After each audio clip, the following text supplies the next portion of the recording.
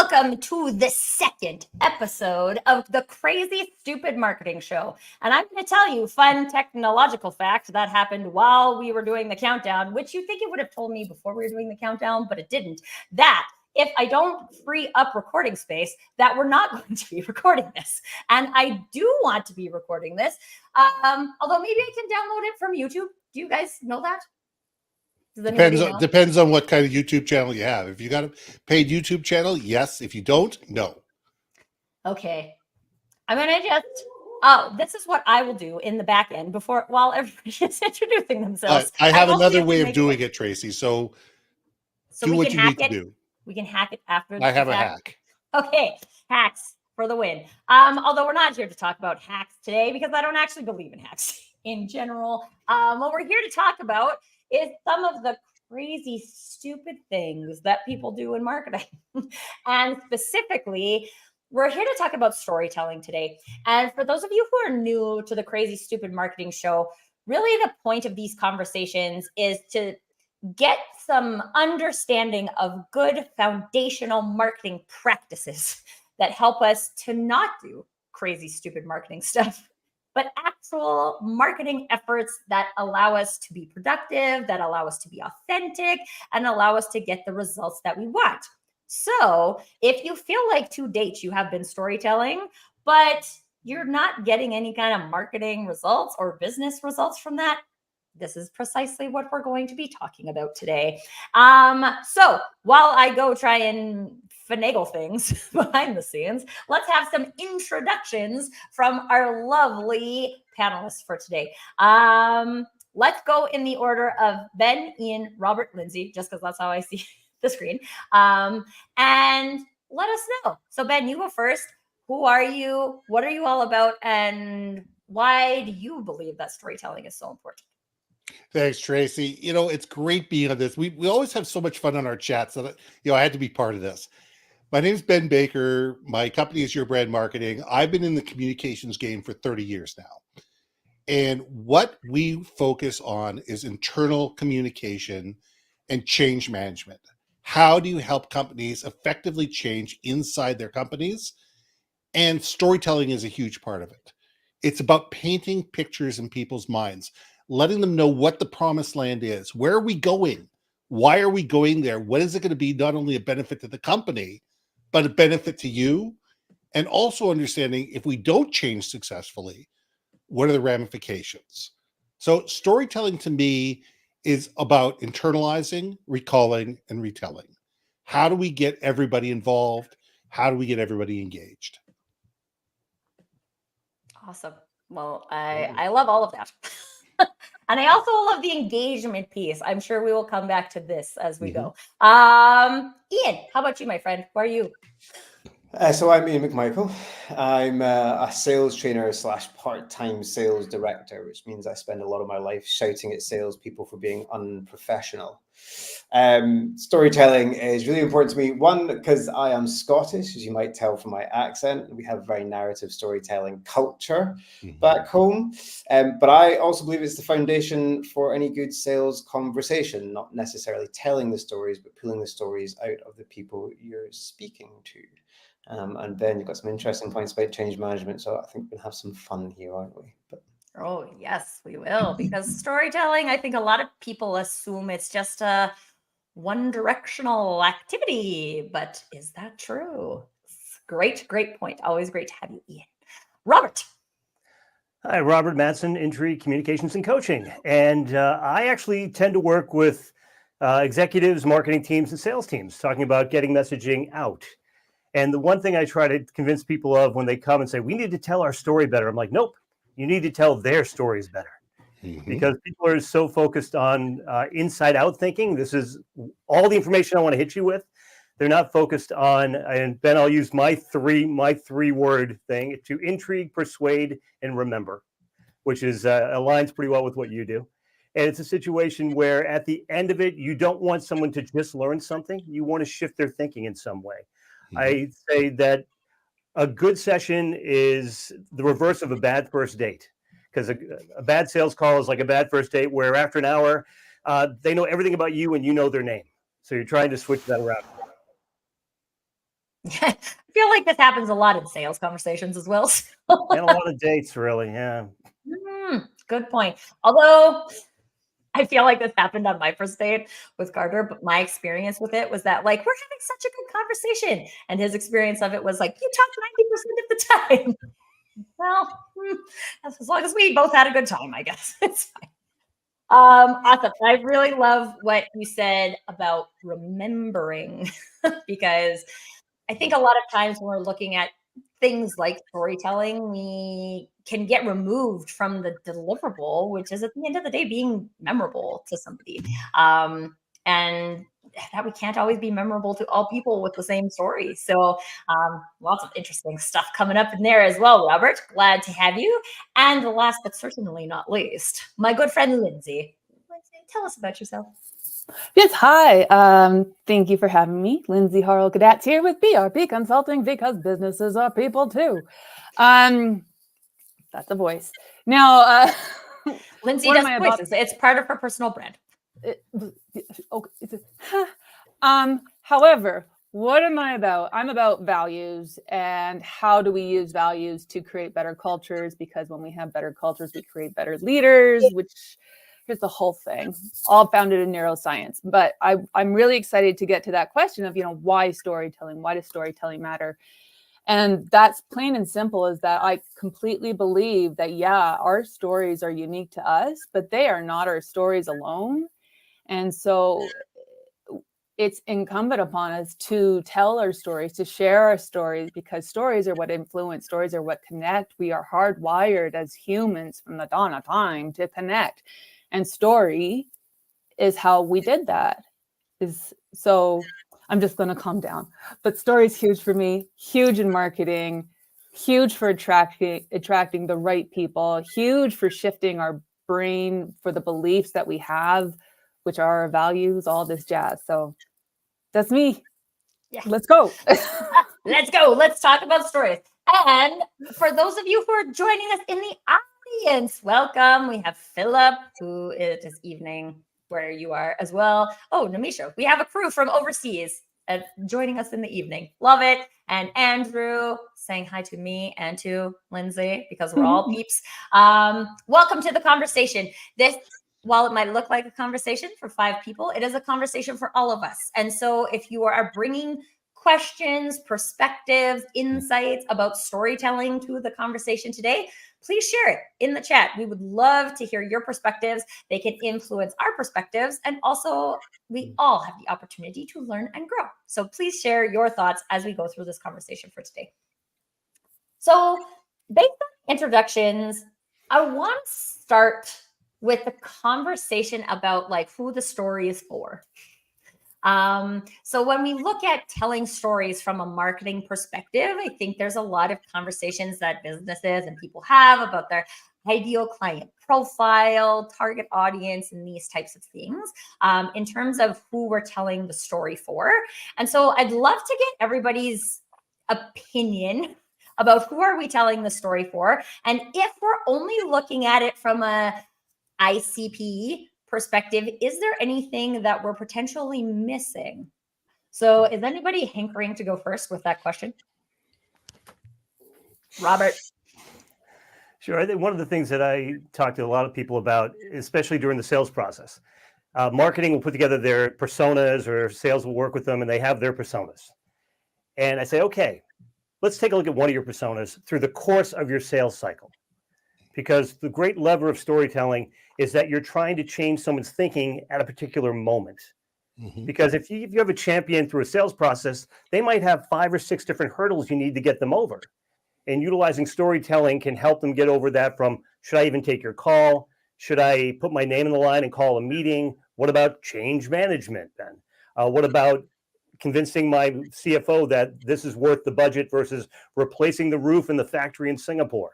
Those type of things where you're saying, how am I using storytelling in a particular story to reach back into the shelf to overcome an objection or to teach something new at a particular moment? So it's the temporal aspect of the persona that always amazes me that people don't tend to think about. This is a really great perspective, because one of the struggles I deal with often from a target persona perspective is some of these. I guess they're the more tangible things, but from a like storytelling connection perspective, are probably not the most helpful things. Household income, age demographic, right? What location you live in, right? And I mean, when we're talking about digital ads, sometimes they force you to target this way, but I think there's been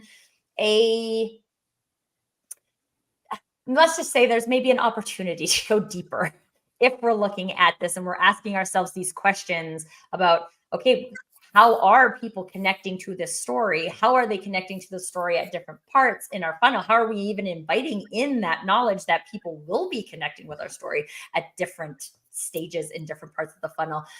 How do we explore that? How do we think about that?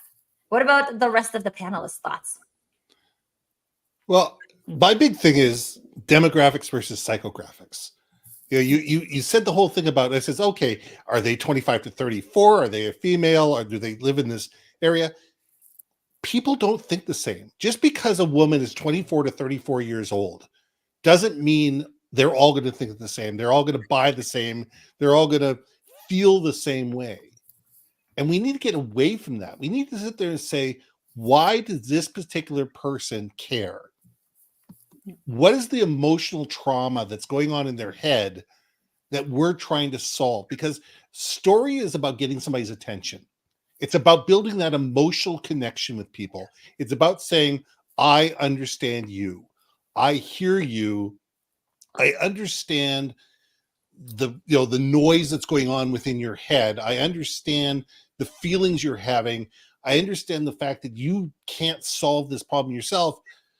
Let me tell you about how we've solved this for other people in a different way, and make you feel that, say, you know what? I get where you're coming from. I've already been down that hole, and I know how to build the ladder to get out again. And I think that we need to stop thinking about people in terms of demographics and start thinking about them in terms of psychographics. Yeah. Why do people care? It's empathy, right? I mean, that's empathy, the ability to describe and articulate somebody else's perspective, even if you've not been through it yourself. I think we sometimes get stuck in this trap in marketing and sales. You don't have to have gone through the experience to necessarily be able to talk to them, but you have to be able to empathize, articulate their viewpoint, their beliefs, their values with precision to demonstrate that you understand them. It's about that demonstration element. Well, you can't build trust without it. 100%. Yeah. Lindsay, this is making me because like thinking about these conversations and the empathy and the connection at different points. I mean, from a neuro change perspective, what does that like? How does storytelling actually impact our ability to have empathy, to build that trust with someone through like an ongoing story? Yeah, it's that connection piece, right? So going back to who are we by nature is we're meant to connect. So storytelling becomes this way of how do we connect, but it also becomes how do we pass along our knowledge, our information. And so when we are, I mean, and it's not so much like, here's the ad, now I'm being marketed to. It's more nuanced than that. It's more, what is the knowledge that this company has that I as the individual on the other side need? But how are they communicating that to me? And just because they have it, are they the one for me? And so that then goes into all the different companies who do all the similar things. But in the story, that's where we learn. That's where this specific company sees me and understands me. And that's because they also get my values. Going to that psychographic piece. And Ben, I'm so freaking happy that you touched on that, because that's always when I work with clients, I'm like, I don't really care about the demographics. I mean, I do from a language standpoint and what are some common terminology and all that, but it's more, what do they care about? And so if I'm looking at different companies being bombarded with all these different stories, which story is going to capture my attention? It's the story that speaks to my values on that deeper human to human level, as opposed to what problem am I having? It's who am I on a human level? Human on a human level. That's right. H2H level. Yeah, that's right. There we go. So I like was at an event recently, and I walked up to the vendors and I asked them what they did. And it was in HR technology. I spent a lot of my career in that space, so I know it fairly well. And this woman, very bright, very articulate, gave me a 2-minute dissertation on what they did. I had no idea what she was talking about. At the end of that, I said, "How do you change my life?" And she went into a customer story. And at the end of it, I said, "Your second answer was to my first question." Hmm. And I think that's what a lot of people, when they have that inside out mentality, I want to tell you what I do, features, facts, and functions, versus to what some of the great comments that I've been hearing. It's about the emotional connection that you're getting and how you see yourself as the hero of the story that they're telling in some way, shape, or form. Okay, so because you guys went there, can we talk about pitches for a second? Because some people might see pitching more as a sales activity than a marketing activity. But if anybody's ever been at a trade show, just like you just said, Robert, like that's what people are doing. They're giving their quote unquote elevator pitch to somebody and expecting it to have the impact of a story. So like, I'd love to explore this because I quite honestly, in my brain, there is this dilemma, right? Okay, how much time do we get from a person, right? Like kind of like a scroll. We have a moment to like capture someone's attention, right? And then we have more time to tell a story. So in your example, Robert, you gave her more time to tell a story. So like, I would just love to just like open this can of worms and not even with like a specific question, but like, when do we tell a story? When do we not tell a story? Is there a time to not tell a story where like a pitch makes sense? What do you guys think? Well, you can tell a story in 30 seconds. You can tell a story in 30 seconds. I mean, let's go back to the trade show. There's 1,000 trade show booths in an exhibit hall. If you get 3 seconds to get somebody's attention, if the graphics in your trade show booth don't immediately tell people who you are, what you do, and why you do it, and they care, they're walking on. Once you have their attention, once they're in your booth, it's up to you not to pitch, but to query. And the greatest people in the world never pitch before they query. They want to find out, what is the challenge that brought you into the booth? Because when you do that, your pitch, your story, your conversation, whatever you want to call it, is going to be targeted to that person. And it's going to build that emotional connection, and it's going to provide them a reason to listen, to understand, to recall, and retell. Where if you just tell somebody that, I involved in this nanotechnology and go off on this 30-second spew that you have, 1 out of 100 people are A, going to get it, and B, might care. Yeah, this is a great point. And Peter in the comments is sharing, good storytellers start with being a good listener. So I think that's, Hey, Peter. Yeah, I know. Peter and You have Ben to know know each your other. audience, correct? Yeah. Yeah. Absolutely. And so like, why do you guys think there's still this central narrative in sales and marketing to have this like 1 30-second elevator pitch? Because I feel like it's not that you're giving someone a 30-second answer or a 30-second story, if we put it that way, but it's that I'm giving the exact same thing to every single person without even thinking about who my audience is. Ian, you're doing the beard thing, so I'm doing the beard thing. I was thinking it's all context dependent, and that's the problem. If I think of cold calling, you cannot cold call somebody and start pummeling them with questions from the off. They're just not going to be receptive to that. So you have to start somewhere. Now, if you ask for your 30 seconds, you get your 30 seconds, is the way that I would conduct cold calling. And I would typically start from an empathetic point of view. So, hey, here's a few problems we've solved for the clients. Guessing you don't recognize any of those problems. That kind of idea. I have to start that conversation somewhere. And that 30 seconds is that hook, but it's coming from that empathetic point of view. Versus potentially calling somebody up, and because you don't have that interest, I'm interrupting their world, they're not coming to a booth, and I don't have that chance to reverse it, start asking questions of them. I have to do something to kickstart the conversation. So I think that there can be a place for pitching. The thing I was going to say is the reason that it's so prevalent, I think, in sales, and I'm going to slag salespeople off here, so if anyone's in sales, apologies. is they're lazy. And it's way easier to talk about them and what they do than it is to reverse that perspective and think from the audience's perspective. That's hard and takes quite a lot of work and research and effort and voice of customer and all the rest of it. So let's just do the talk about me for 30 seconds because I don't need to prep that too hard. But I feel like probably marketing, I mean, I'm sure all of us have experience from marketing as well. That seems like it's just talking at us and it doesn't really care who we are. So Most of it does. probably, equally lazy marketers out there right now. It's the I difference think between knowing a joke and being a great improv performer. True.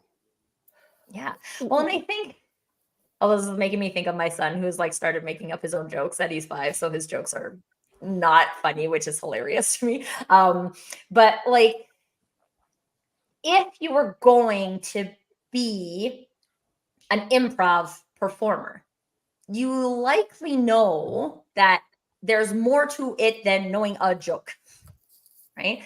Whereas like if you're going to be a sales rep or you're going to be a marketer, do enough people know that this is more than just knowing what you wrote on the website? Because I feel like a lot of times we put all of this effort into like writing a thing on our website. And then we just say, okay, everyone, memorize that because we hired this really great copywriter to come in and write this. And now like memorize it. Lindsay.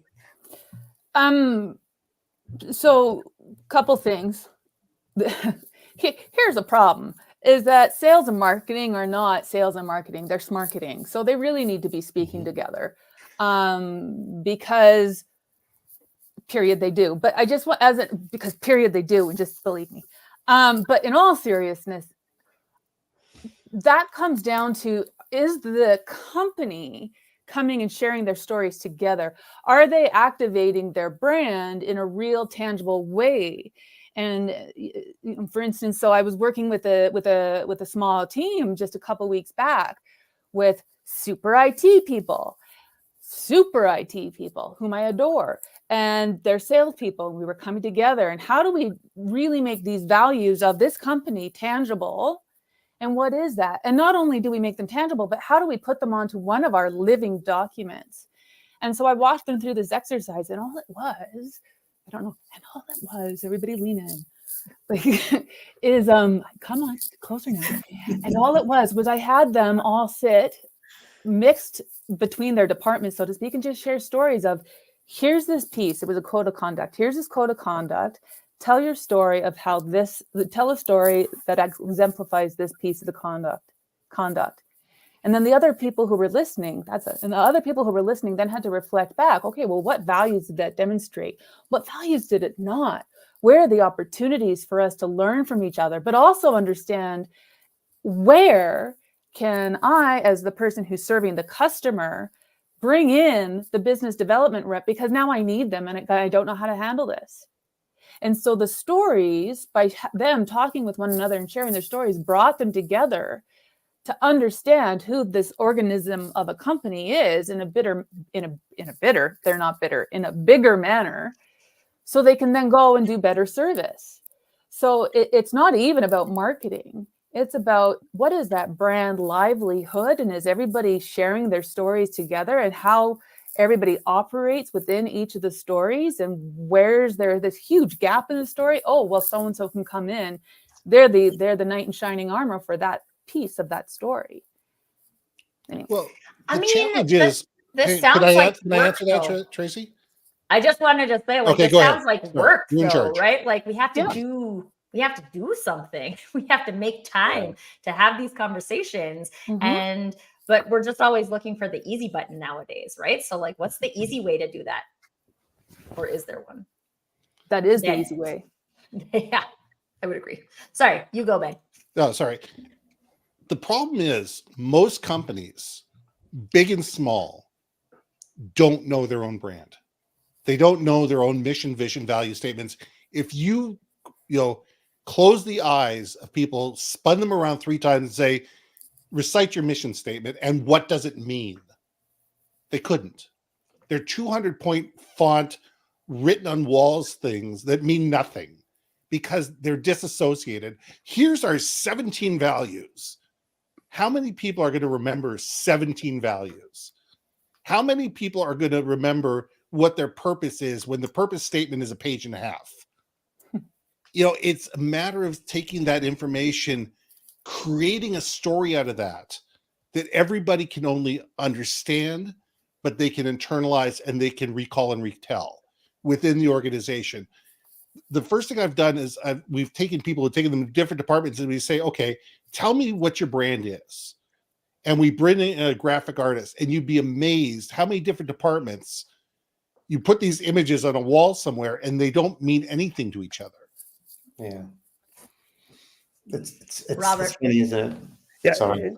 Yeah. Oh, it's okay. Just Everybody Trying to has give a all the bit- thoughts. a visual Can of cue worms. to try to help people. The one thing I see that a lot of that is people will spend all this time with mission, vision, and values, and then they'll go out and they will put it in their sales presentation. Mhm. And no, your prospects and clients do not care.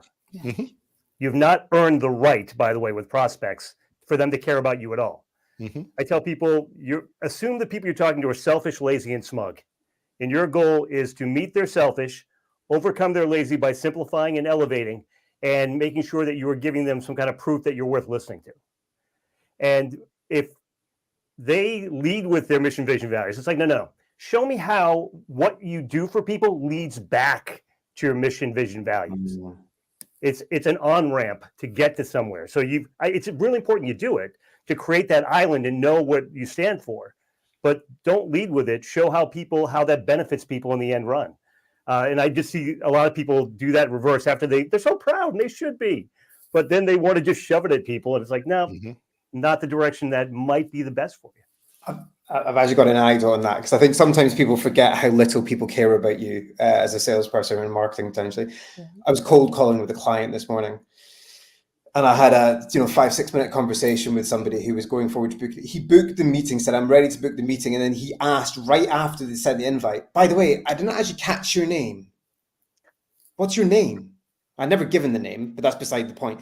We had a huge conversation for 5-6 minutes, 5, 6, 7 questions going through. Booked the meeting, I'm interested, I want to see what you've got. Didn't know my name. Didn't give a toss about my name until the last minute when I thought, oh, wait a second. I'm going to need to figure that out or know that. They really care about you. If I can just add one thought, and I'm going to shut up for a while, give everyone else a chance.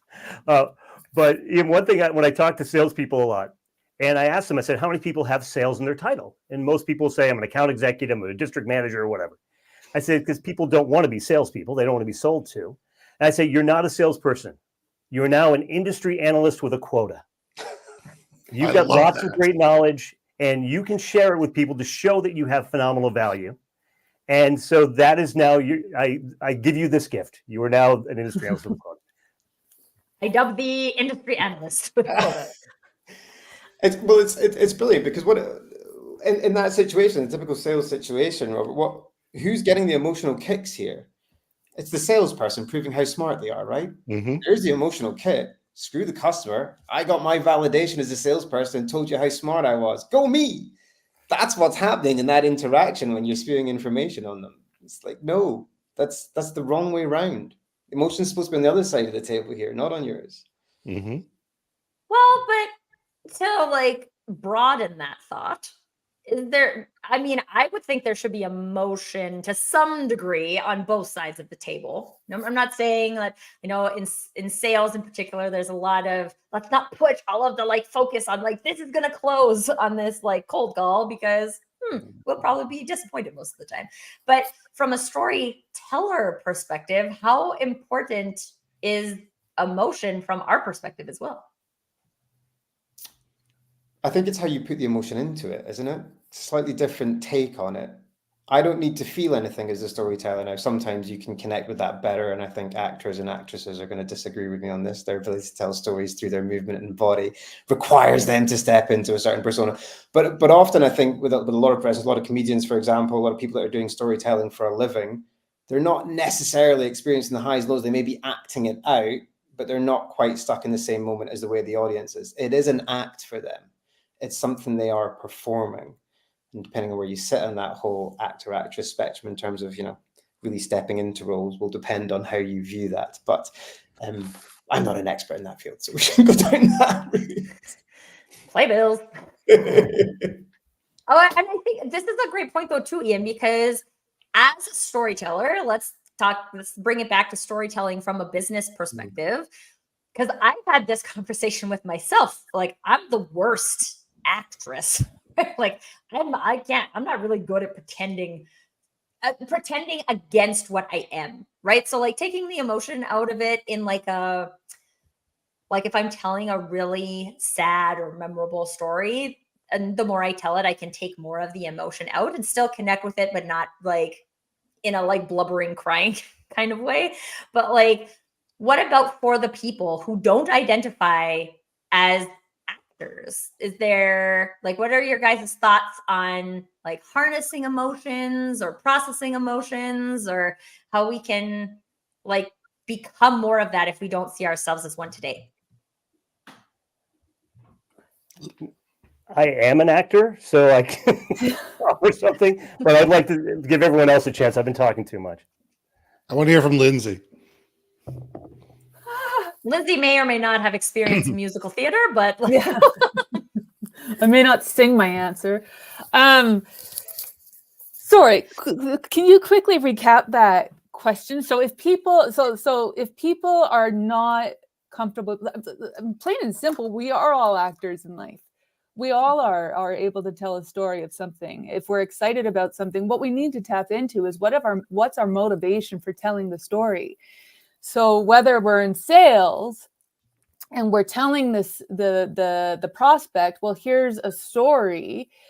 The story, we need to have emotion to show the prospect, hey, we care about you too, and here's who else we cared about, and here's the emotion, and we can walk them through and guide them through this container of the story of the up and down with where they in. Because when we're dealing with prospects, for one, chances are they're frustrated, chances are they're worried, uncertain, confused, overwhelmed, seeking support.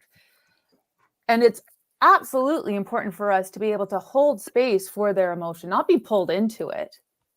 Now, that brings the question of, well, okay, if we're in a conversation with somebody and all of a sudden something is said and our emotions get triggered, well, that's just self-awareness, knowing, oh, poop, what was just said.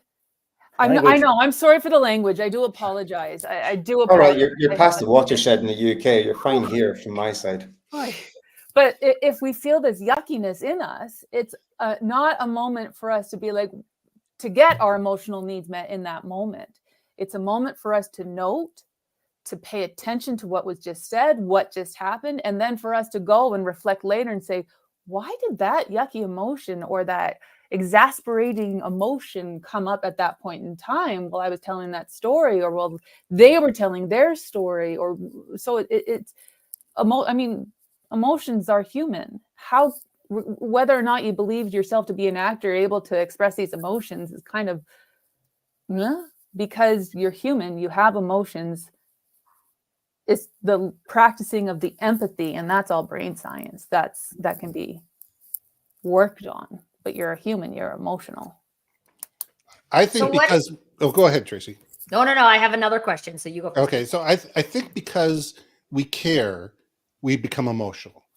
And I think we need to understand how do we emotionally mirror the people that we're talking to? Because some people are going to get all excited. And when they're excited, they want you to be excited. When some people are just sitting there going, well, yeah, if you all of a sudden you're too excited, they're going to be hands off and go, okay, what's wrong? Like, why is this person getting overly excited? I've given the same keynote on stages, God knows where, maybe 100+ times. I've said the same words. I've told the same stories, but I will guarantee you no two keynotes are ever the same, because they mirror the audience in front of me. They mirror the audience. If the audience is at the front of their seat, trust me, I'm walking into the audience. If the audience is sitting back, I'm doing what I can to get them to the front of their chairs. And it's a matter of sitting there going, how do we become self-aware and aware of our audience to make sure that the stories that we tell and how we're telling them mirror their emotional level and their ability to care about the actual story being told? Robert. So as from an acting point of view, and I've been acting since I was a teenager, which was a little while ago. And it's one of those things where you think about an actor, by the way, is not emotional because you're worrying about where's my light? Am I angling correctly? Am I reading the audience? Am I responding? So it's a very analytical thing. As a storyteller, I believe that the emotional part is when you decide what story to tell for a certain effect. Then you go into the skill-based part of storytelling, where you know whether to raise your voice, whether you know to pause, to lean in, to make a gesture, all the different performance aspects of how do you effectively tell a story. And from that point, think of a storyteller as what I like to think of as a benevolent dictator. You are trying, or a benevolent manipulator in this case, you are telling a story for a particular effect, whether it's to be funny, change an opinion, get people riled up, calm people down, reassure them, whatever it is. You've made that decision before you've gone into the story by picking the right one. And from that point, you're saying, how am I doing this in an effective manner so I can get the people to react the way that I'm hoping they do? And in a perfect world, it's always for a very good, benevolent reason. Some people don't do that, but hopefully more people do than don't. This is a great point because I experience this a lot on social media with people saying they don't know what story to tell. So do you guys have any thoughts on how do we practice that choice, right? Because I feel like this is a skill that we build up, but how do we practice like exploring what story to tell? Start with the ending. What are you trying to accomplish and work your way backwards? It's a lot easier to find your way out of the maze if you start in the middle and work your way back. Good point. Good point. Any Yeah, other thoughts? I think there's a lot of truth to that, Robert. It says, what do we want people to do at the end of the story? Where are we trying to take people? And who are they? You're going to tell a different story to a bunch of CFOs than you are to a bunch of salespeople. And the cadence of the story is probably going to be different. The length of the story is going to be different. The amount of details you go into the story could be different. It could have the same effect, but we're going to tell it differently based on the audience that we have in front of us.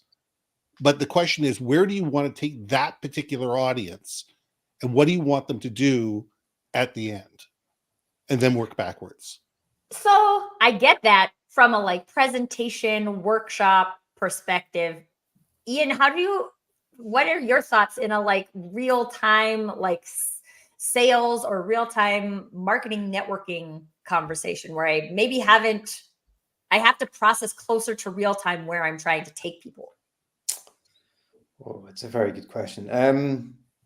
Well, so I suppose, but you got to talk to your audience. It has to start with your audience. You have to know your audience. That means you have to be speaking to them.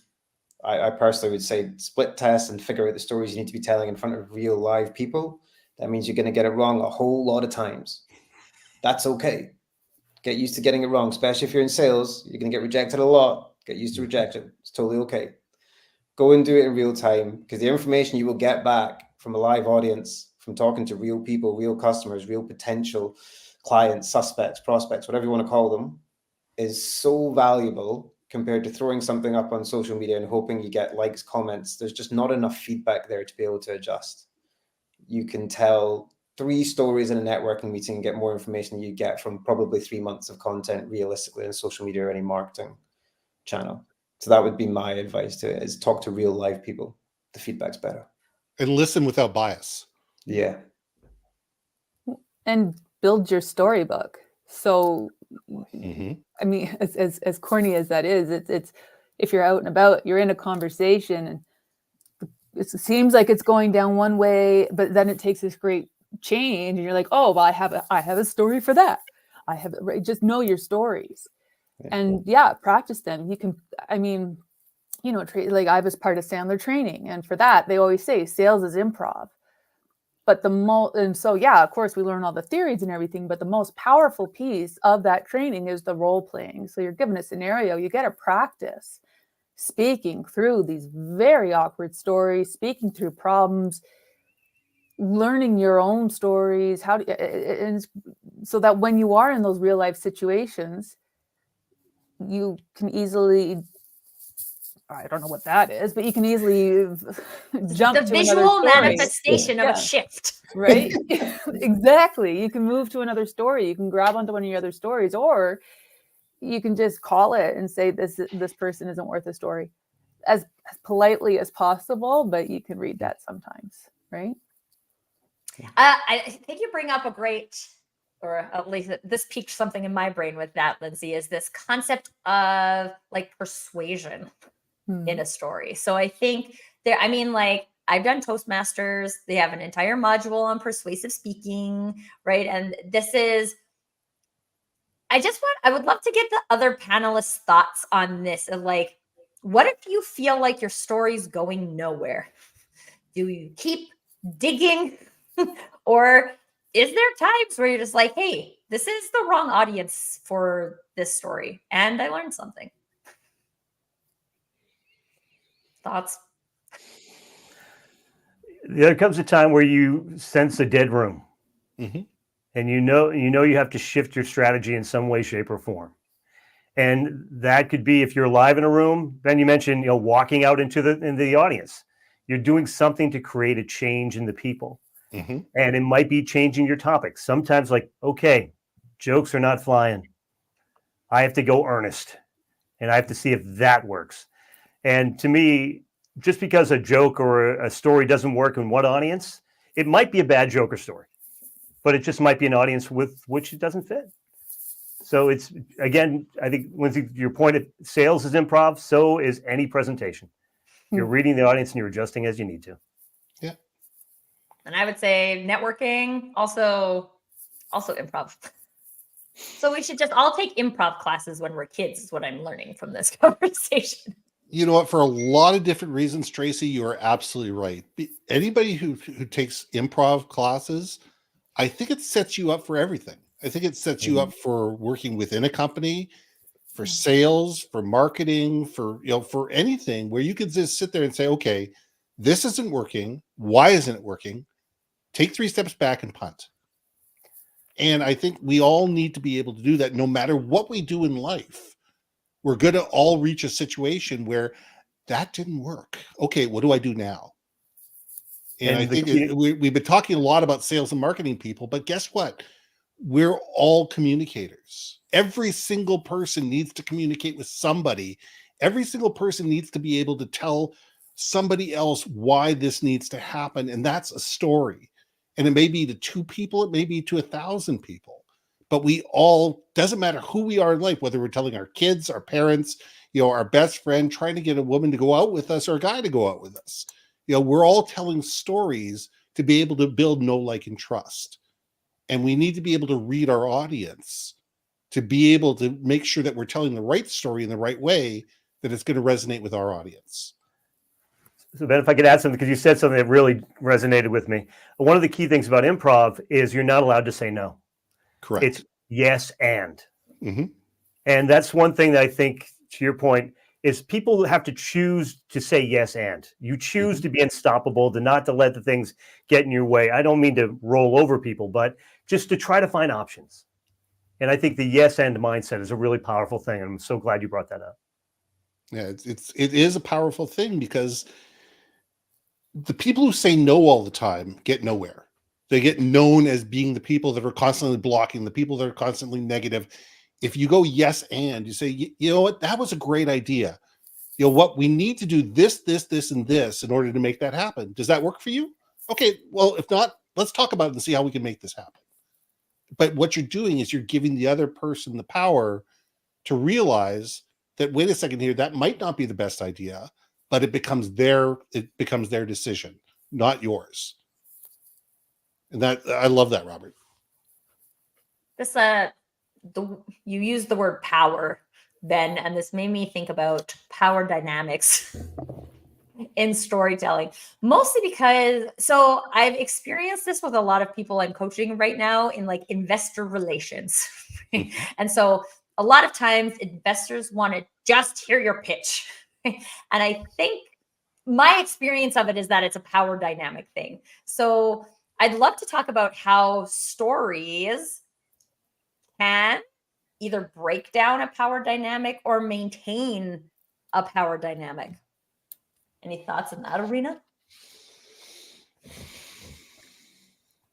It's funny, you inspired a friend of mine told me a story about how they were selling a very big deal and he sold the procurement committee and they had stories in it. And then the head procurement guy said, now you have to pitch the 12 GMs. Don't tell the story, just show them the demo. And the gentleman, biggest deal in company history, said, we sell the way we sell. And he told the story 12 different times. Then he had to go in front of the CEO. And the procurement guy said, don't tell a story. He's an engineer. Just do the demo. He goes, we sell the way we sell.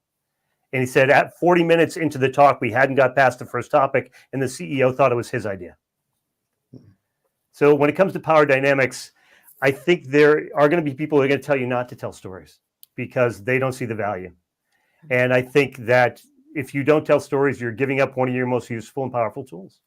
Yeah. Probably not exactly the answer you're looking for, but it was such a great example from someone that just told me that story recently.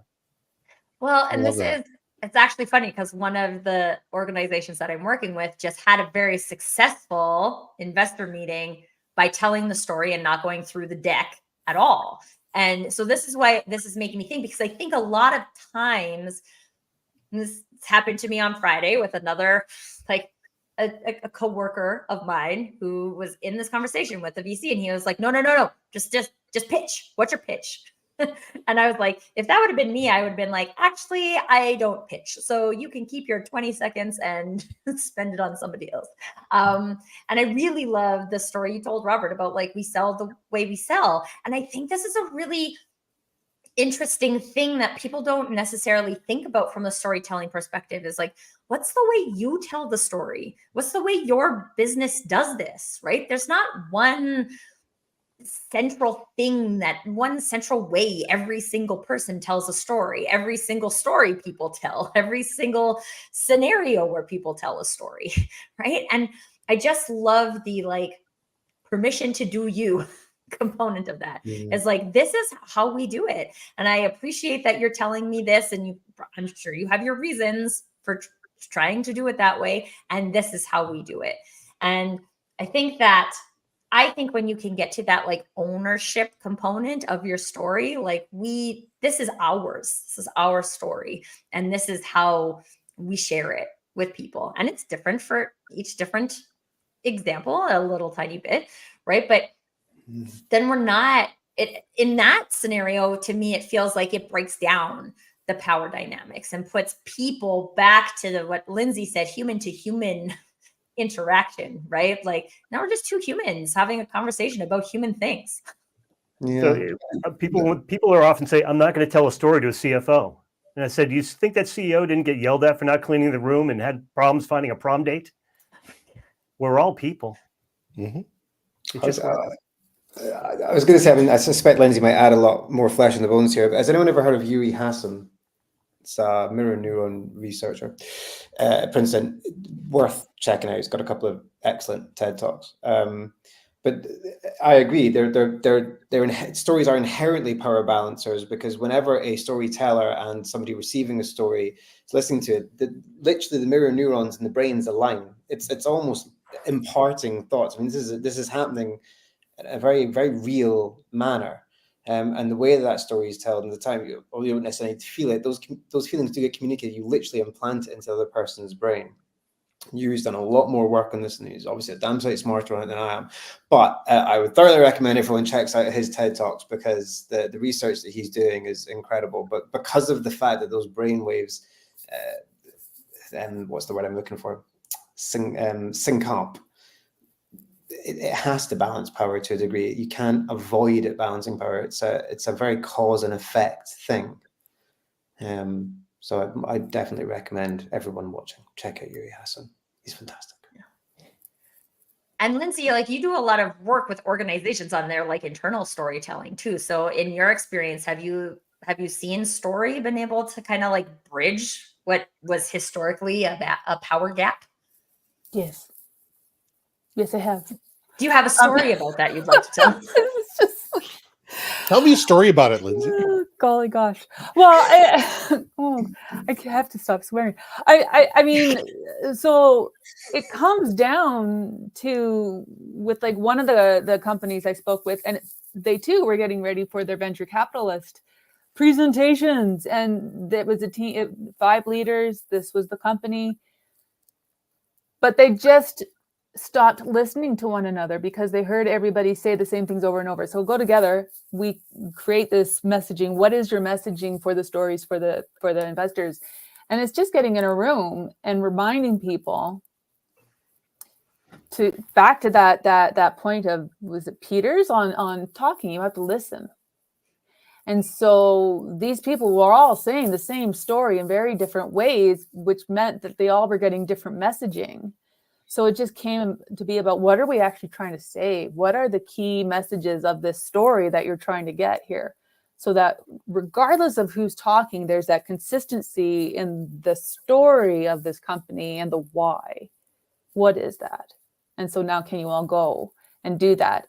And there was one thing that was coming to my mind as well, is when we're talking and it's about that power dynamics, it's really just knowing, okay, I'm going to be telling this story the same time. I'm going to be telling this one story to Robert's whole, no, we sell the way we sell. I'm going to be telling this story each and every time.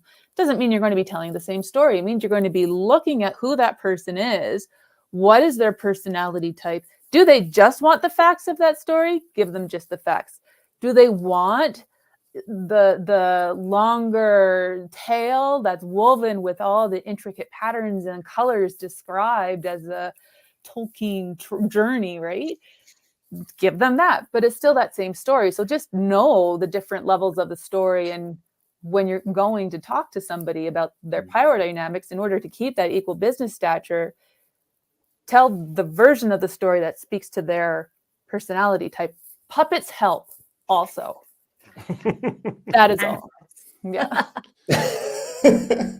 One thing that I've noticed that we haven't discussed is the power of listening in storytelling, and making sure that the people that we're telling the story to are actually listening, that it actually resonates with them.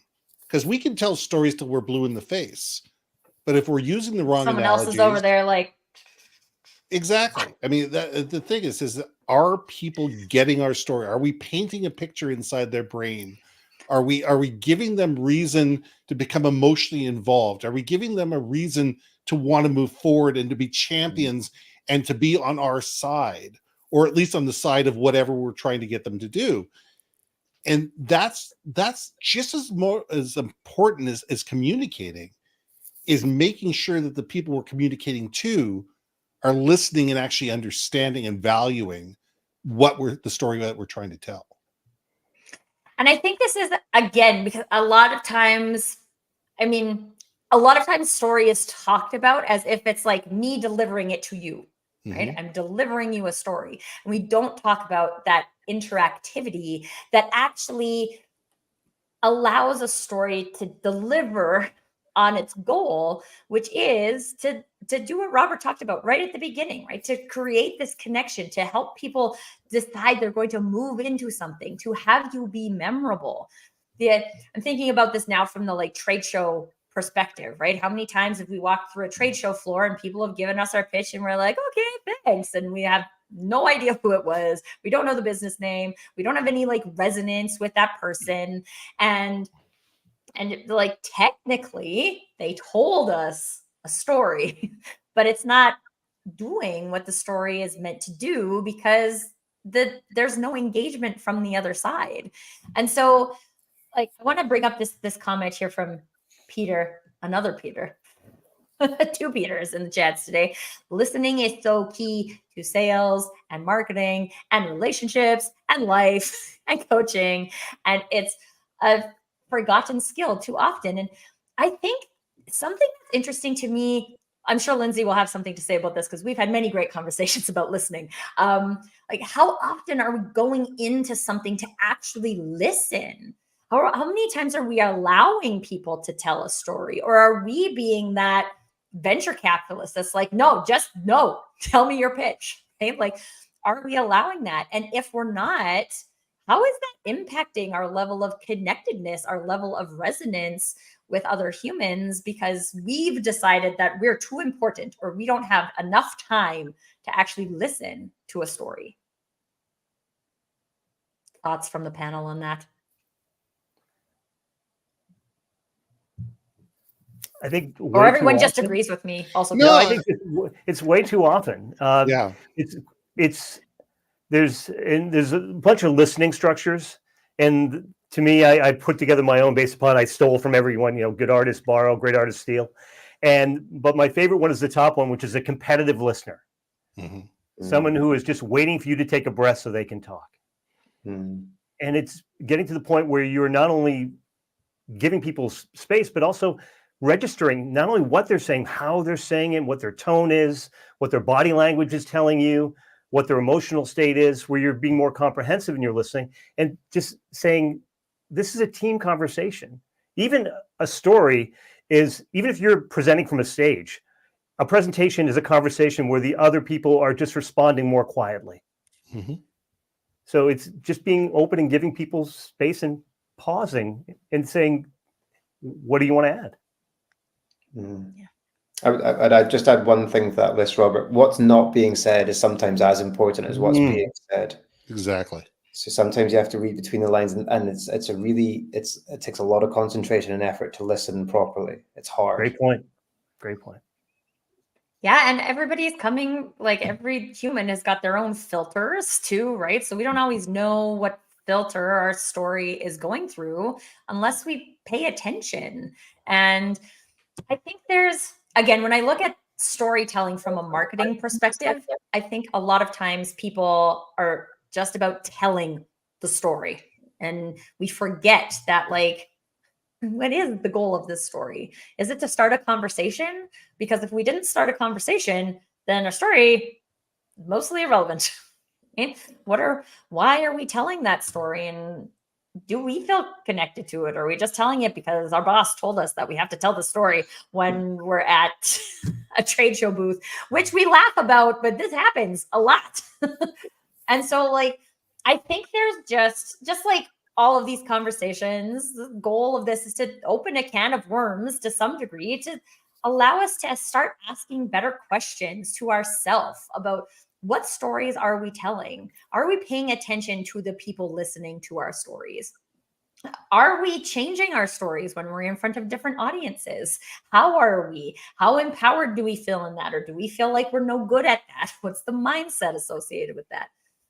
Lindsay's hankering to say something, I can tell. Well, I think because up till now, we've talked about us telling stories, which I guess is the whole part of the conversation. But I'm wondering, with this whole listening, making sure they're listening. So a great storyteller will have the questions to pull out where the listener wants the conversation to go next. And so that's really it, is, are we in marketing asking the questions so that the reader, the listener, can write their own story so that they are visually experiencing or viscerally experiencing the story that we're telling, but rather than telling, asking them questions. And that's how they start to paint. Rather than we're painting a picture of what we did for someone else, we're asking questions of what would this be for you? And they tell us, well, that's the story. Enabling them to paint their own picture in their minds. Yeah. I love it. Yeah, I love that too, because one of the things I say often is, like, how are you inviting your listeners into the leading role of your story so that they could see themselves as part of this journey? And are we just out there being like, here's my story and you should know it? Should I? Because I don't really have enough relationship with you to care that that's your story.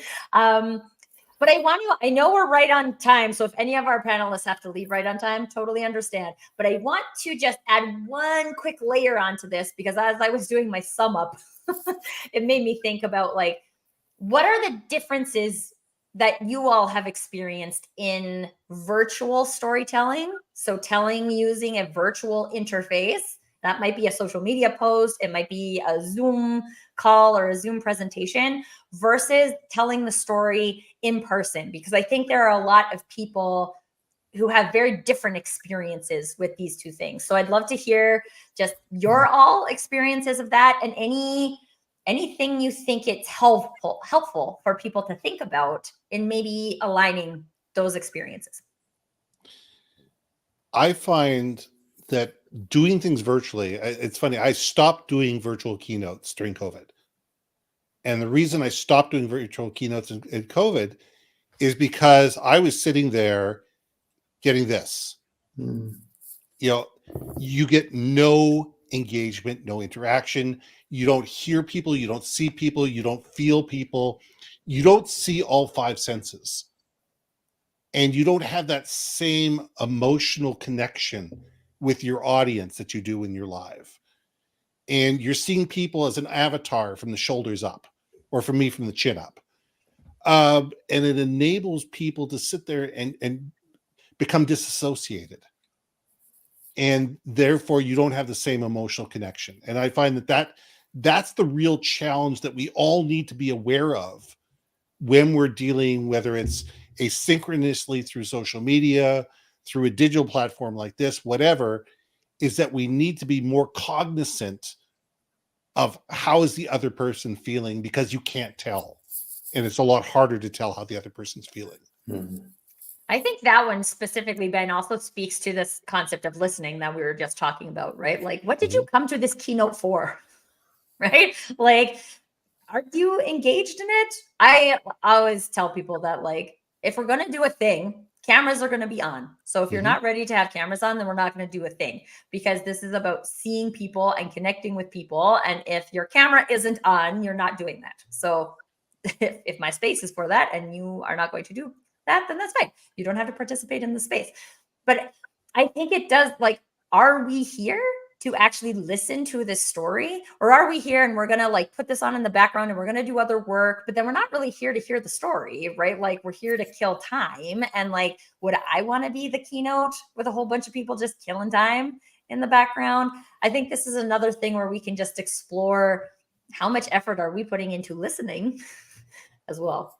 I think to add to Ben's point, and I understand that. I remember doing a finalist sales call where I had the blank Brady Bunch screen in front of me where 9 VPs were not showing me their screens.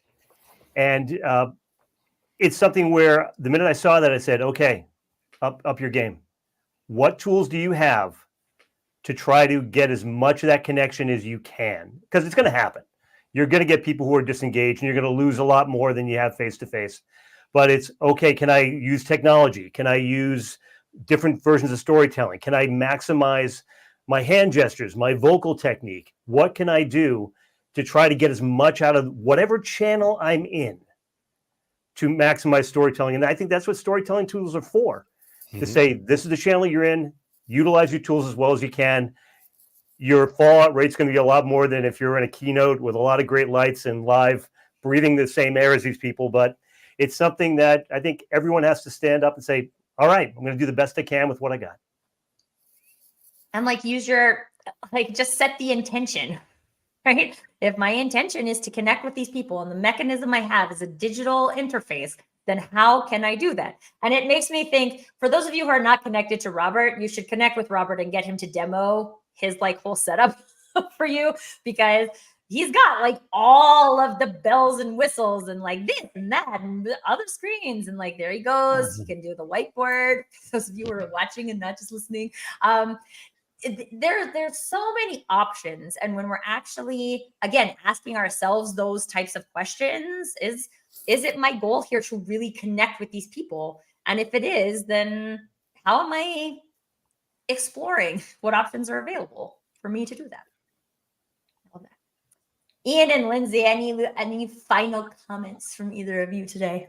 Just with Robert speaking there, it's beautiful, and it ties perfectly back into that improv and that problem solving, that yes and mindset. Figure out how to do it.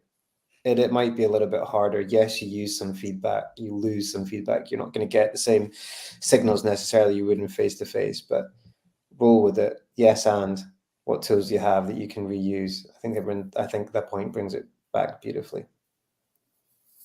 Thank you, Robert. And Lindsay, any final thoughts from you, my friend? Nothing that doesn't sum it up the way that everybody already has. Yeah, it's been beautiful. Great. Yeah. Awesome. Thank you so much, everyone, for joining us today. I want to just bring up one quick comment too from Peter H. There's a powerful distinction I learned from co-facilitation presenting about listening. Instead of active listening, go beyond, deeper to listening from zero. It's a great practice for all our communication, listening from zero. So if you want to learn more about listening from zero, connect with Peter Heyman. But there's so many different listening models, and I know that Lindsay and I both really love deep listening, something that we both practice. And there's so many great opportunities to listen. There's so many great stories out there. One of the things I want to wrap up with too is that a lot of times I come across people who think they have no story. And I don't believe that that is ever true, that everyone has a story. And every time I have heard a story, especially a story that comes from a like meaningful place to somebody, that there's just like something beautiful that gets shared, and that human to human connection that becomes available because we are willing to share our story. So I encourage everyone to find the stories. It doesn't have to be all of your stories. It's not about airing your dirty laundry with everyone you meet, but like, what are the stories that are meaningful to you? What are the stories you want to tell? And find some places to tell them. Be heard, let others hear you.